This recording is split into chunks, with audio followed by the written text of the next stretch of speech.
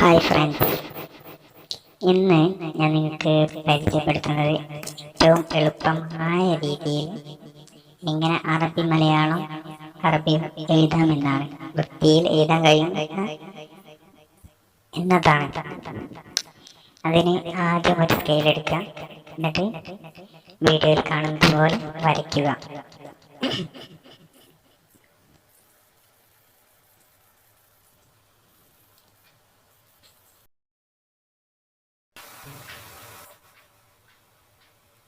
അതിൽ കണ്ടോ, ഇതേമാതിരി അടിയിൽ വരയ്ക്കുക.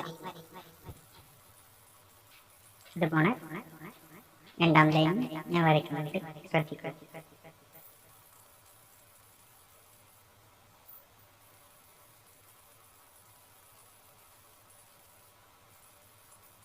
അതുപോലെ തന്നെ മൂന്നാമത്തെ ലൈൻ ഞാൻ നിങ്ങൾക്ക് മനസ്സിലാവാൻ വേണ്ടി ബുക്കിലെ രണ്ട് അറ്റം ഫുള്ളായിട്ട് കൂട്ടി വരയ്ക്കുകയാണ്. എങ്ങനെയാണ് വര വരച്ചതെന്ന് കൃത്യമായി അറിയാൻ കഴിയും.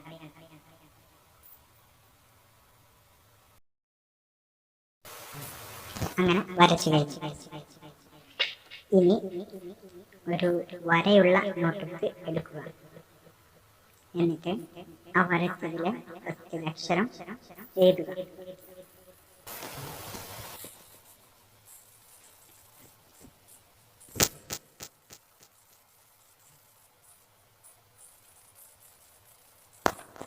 എഴുതുമ്പോൾ ശ്രദ്ധിക്കണം, അതിലെ വര നമ്മളെ ബുക്കിലെ വര രണ്ടും സെയിം ആയ രീതിയിലാണ് നമ്മൾ കാണേണ്ടത്.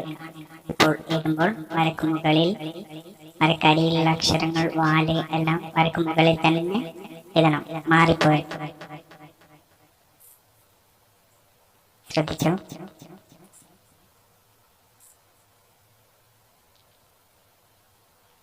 അത് വരക്ക് മുകളിൽ തന്നെ എഴുതണം.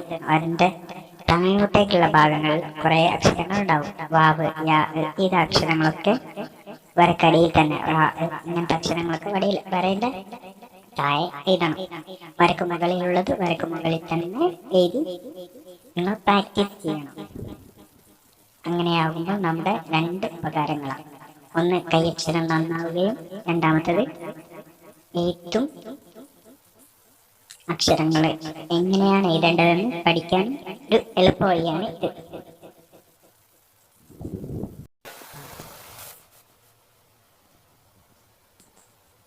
ഓക്കെ, നമ്മൾ എഴുതി കഴിഞ്ഞു.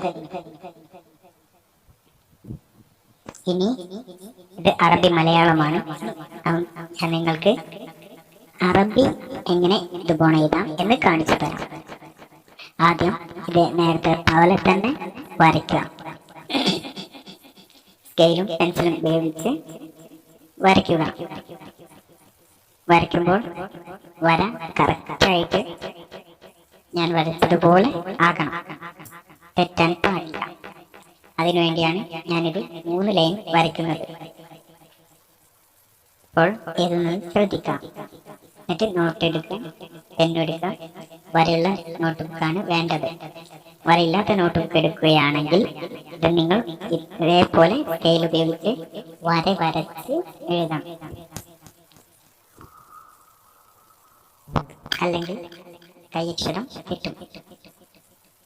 എന്നിട്ട് വരക്ക് മുകളിലുള്ളതും താഴെയുള്ളതും എഴുതുക. എഴുതുമ്പോൾ സെൻസ് എഴുതി കഴിഞ്ഞിട്ട് വരയും കുത്തും കോമയും ഇടുക. അതാണ് അതിൻ്റെ ഒരു ശൈലി. ഇങ്ങനെ എഴുതുമ്പോൾ ഒന്ന് നമ്മുടെ നോട്ട് ആദ്യം നോക്കുകയാണെങ്കിൽ അവർക്ക് മനസ്സിനൊരു റാഹത്തും, പിന്നെ നോട്ട് നമുക്ക് പിന്നീട് എടുത്ത് നോക്കുമ്പോൾ എല്ലാ കാര്യങ്ങളും മനസ്സിലാവുകയും ചെയ്യും. അതുപോലെ തന്നെ എഴുത്തിലെ തെറ്റുകളും നമുക്ക് പെട്ടെന്ന് തിരുത്താനും കണ്ടുപിടിക്കാനും കഴിയും. നിങ്ങൾക്ക് എൻ്റെ വീഡിയോ ഇഷ്ടപ്പെട്ടെങ്കിൽ ലൈക്കും സബ്സ്ക്രൈബും ബെല്ലൈക്കണും അടിക്കണം.